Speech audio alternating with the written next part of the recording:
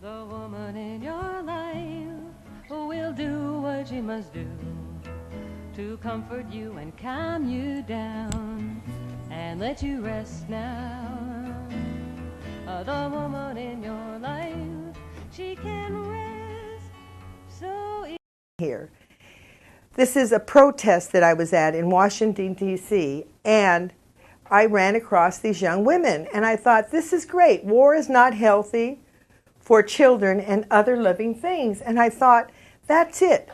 War is not healthy for children and other living things. So therefore, if we go on that premise, and then any decision that we make, we say to ourselves, is this good for the children? So what I've tried to do is I've tried to have guests on that are somewhat addressing those issues, addressing the idea of peace, addressing the idea of equality, addressing the idea of making it a better place on this planet for our children, for all the children. And you know, it's sad when we think, you know, I see some of these little beautiful born little babies, and I ask myself, here's this mother, she's so proud, you know, she's so proud of this little offspring, excuse me, how cute it is and how much pleasure it's bringing her. And I think to myself, how different is that child from any child all over the world? And I have to question, why do we do some of the things that we do to each other?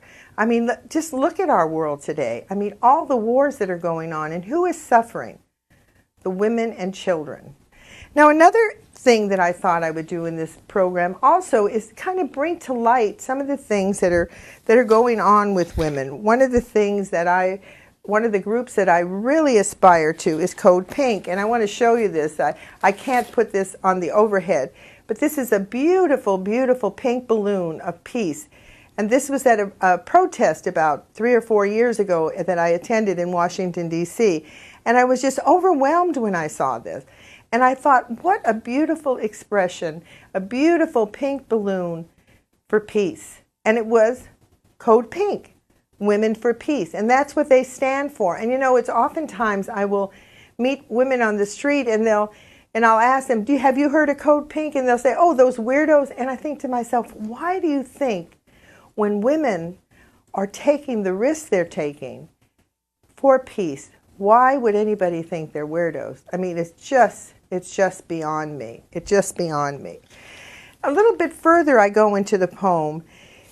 I start trying to get people to empathize, especially women. I mean, just visualize, here you are in your home having dinner with your family. There's your children sitting around the table. Everybody's laughing. Maybe they're sharing what happened during the day. And all of a sudden there's an explosion. And all of a sudden your house is totally in ruins. And all of a sudden you can't find your husband, or somebody's been injured. I mean, what does that feel like? Or what does it feel like when a woman is in, say, her garden, and all of a sudden she looks up and she sees a plane and suddenly there's bombs dropping? I mean, it must terrify them. I mean, I can't fathom what that must feel like. And I hope in my deepest heart that we in this country never have to experience that. But yet at the same time, we're creating that experience for other people. You know, and no matter how we justify it, no matter what we say, we're fighting terrorists, we were fighting communists during the Vietnam War, no matter who we say we're fighting, the bottom line is that women and children are suffering because of this. And one has to scratch their head. You know, they have to say, isn't there a better way? You know, one of the women that I interviewed on my television show was a woman by the name of Jo T.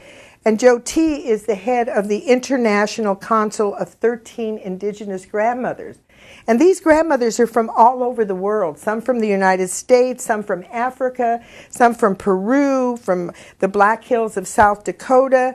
They've got a woman from Brazil. I mean, all these beautiful women. I wish I had a picture just to show you what they look like. And they've come together because they want the people, but particularly the women, to start looking at what is their responsibility. When do we start speaking out? You know, I had an interesting conversation at a party the other night when I was trying to bring this idea forward about I am women, I am all women, and that women have to stick together, women have to stand up. And immediately the woman said to me, well, we don't want to separate ourselves from the men. Well, I don't want to separate myself from the men either. I mean, in myself, I have a wonderful, wonderful husband that I love dearly. But the point I'm making is, when you look at world leaders, who are they? They're male. We live in male-dominated cultures.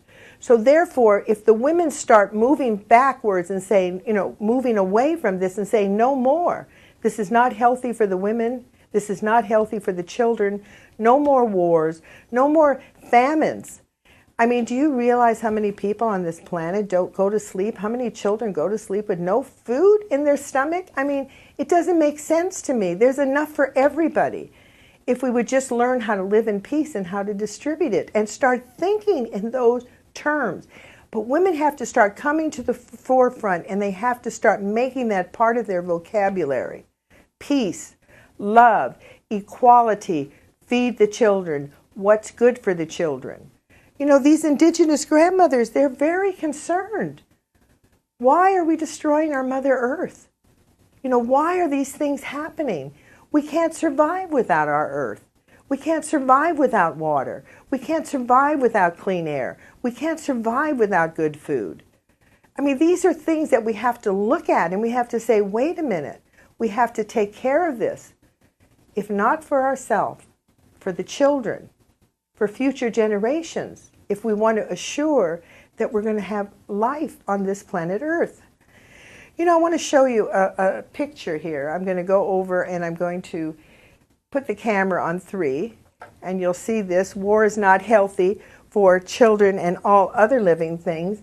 And I'm going to show you the face of war when it comes to children. Just look at these young children. Just look. There's the soldiers. Look at that young girl with her thumb in her mouth. I mean, doesn't that remind you of one of your children?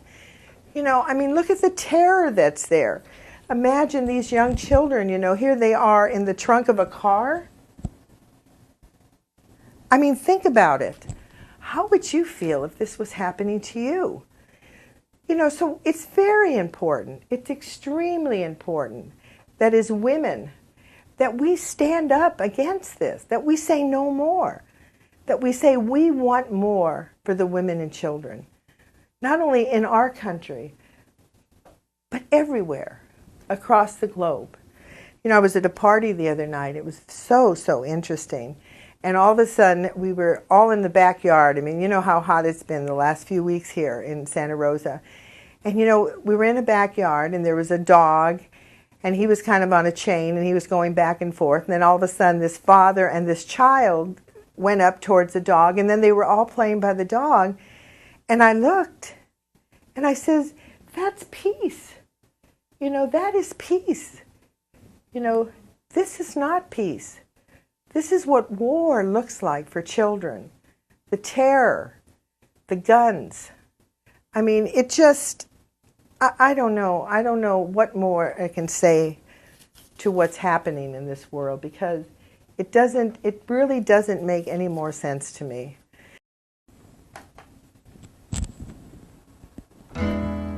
The woman in your life will do what she must do to comfort you and calm you down and let you rest now.